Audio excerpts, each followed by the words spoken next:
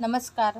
नवरात्रीत घटस्थापना केल्यानंतर 9 दिवस देव हलवावे का? रोजची पूजा करावी का? असा बऱ्याच जणांना प्रश्न पडलेला असतो. नवरात्रीत काही जणांच्या घरी फक्त देवीचा टाक घटी बसवतात, तर काही जणांच्या घरी संपूर्ण देव घटी बसवतात. त्यामुळे तुम्ही तुमच्या घरातील जी मोठी मंडळी आहे, म्हणजे वडीलधारी मंडळी किंवा भाऊबंदकीमधील मोठी मंडळी, सासू-सासरे, त्यांना तुम्ही विचारू शकतात की आपल्याकडे नवरात्रीमध्ये देव हलवतात का? देवपूजा करतात का? तुमच्या कुळाचाराप्रमाणे, रूढी परंपरेनुसार जर देव हलवत नसतील, तर ते पाळणे तुमचे पहिलं कर्तव्य आहे.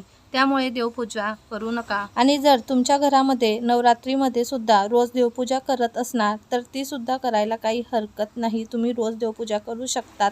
कारण प्रत्येकाच्या घरात कुळाचाराप्रमाणे, रूढी परंपरेनुसार पद्धत ही वेगळी असते. त्यामुळे तुमच्या घरात आधीपासून जी पद्धत आहे तीच तुम्ही पुढे न्या. धन्यवाद.